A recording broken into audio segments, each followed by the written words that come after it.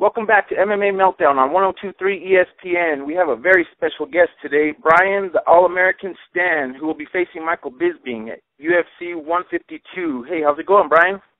I'm doing well. How about yourself? Great, thank you. Appreciate you taking the time out today. First of all, I just want to get started by saying happy early birthday, and thank you very much for serving our country. We really appreciate you. Oh, my pleasure. Thank you, and thanks for the birthday wishes. And, depending on the outcome Saturday, we'll dictate how good a birthday I have. Awesome. That's great. Perfect. So, first of all, as a former captain in the Marines, along with many other great achievements, did you ever picture yourself making it this far in the UFC back in those days? No. I honestly didn't. It was funny. Last night I was in the workout rooms here in the hotel, and I ran into Vitor Belfort. We'd never met personally before, so we talked for a minute. And it's interesting because, when I was a lieutenant in the Marine Corps, I remember watching a pay-per-view and watching Vitor Belfort fight and thinking, man, it would be awesome to fight in the UFC one day. Wow. And that was back when I just started my amateur career. So, no, I never imagined it and never thought that this would actually turn into a career. But, here I am, and it just shows what hard work and discipline can do for you. That's great. Awesome, man. So you really made it clear that you plan on testing Bisping's chin this weekend. So is your strategy to avoid the takedown and keep it on your feet, standing? Yeah, nobody wants to get taken down. It doesn't matter how good your ground game is. You don't want to be on your back in the sport. We've seen so many times where even when guys just lay on you and the bottom guy is more active, the top guy still gets the round. So at no point in time does anybody want to be on their back. But that doesn't mean that I may not take this fight to the ground because I'm very dangerous on top.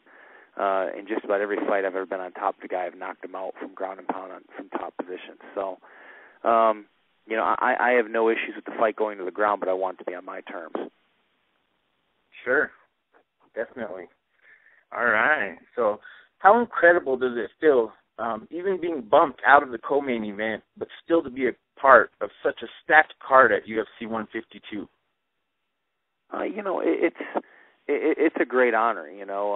I thought the card was great before, even Jones and Belfort moved over, and now it's even better. And it's not my first time being part of such a stacked card, but no, it's going to be a great show. And I think those are things that you'll really look back on and value after your career's over. But for right now, I'm just focused on my opponent winning. Definitely. All right. So if you do get a significant knockout against Bisping or a decisive win, do you feel like you have earned a title shot with Anderson Silva? I don't think that'll happen. I'd certainly take it if I can go out there and dominate him and knock him out, and they said, hey, you're going to be next, I'd jump all over it. But there's just so many contenders at middleweight right now that I think that, in order to fight, because Anderson is the best ever and because of how many guys he's beaten and how he's done it, it's going to take, one of us to beat, and clear out the division before we earn that shot. Because right now it looks like, Anderson's going to fight Stephan Bonner. He's looking for a super fight with Georges St. Pierre. Someone's going to have to develop a significant amount of hype before he'll accept their challenge for his title. And I think it's going to take probably, a win over Bisping and then one more win for anybody else to get a title shot. Awesome. So do you see that in the near future, though, if you do continue to win and if you do get that title shot, where would that rank up there with all your various accomplishments in your life? Well, I think a win over Bisping gets me at least one fight away. Unless it's such an exciting victory, it generates enough hype, and Dana makes a decision, hey, this guy's next for Anderson. To get an opportunity to fight Anderson, it would be a huge achievement. It would. But I can't sit here and lie to you and say it would be one of the greatest experiences of my life, because it wouldn't, because I have 2 children, I have a wife, and I keep things in perspective, and my family life is far greater than my professional life. And so, there's been many things in my life that are more important to me than fighting, although I dedicate so much time to this. And while I'd say a win, or a shot at the title would be a huge, huge experience and opportunity, I don't think it'll make, top 5 as far as life experiences for me. And that's just, it's just being honest. Yeah, that's great. Great to hear. that to me sounds like, you know, you definitely are, you know, into your family and other things in life, not just fighting, and it definitely puts it all into perspective. So great to hear. So how do you feel that your experience in the military has helped you to excel so much in mixed martial arts? Well, I think, you know, my leadership experience there and having to develop training plans to prepare, you know, large numbers of Marines for combat, you know, you put together very deliberate training plans over the course of 6 or 7 months before you take, you know, a unit to war.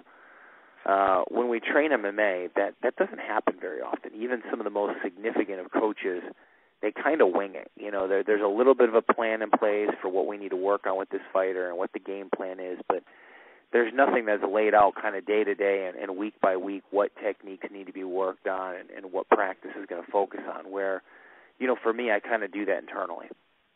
You know, I really know, okay, these are my strengths, these are my weaknesses. These are the techniques I need to work on. Who do I need to find to work on those techniques? And I have no issues after a training session going to an instructor and saying, hey, you know, I love what we worked on today, but, you know, I'm having some issues in this area. What can I do that can help me from here? And so I think by being very disciplined with my training, deliberate, and training as much and as hard as I do, I think that's allowed me to catch up to guys who have been doing this a lot longer than me. You know, Bisping has been fighting an awful lot longer than me. He's been doing this his whole life. I've been doing this for several years. So, you know, it's taken a lot of discipline to catch up and get to this point.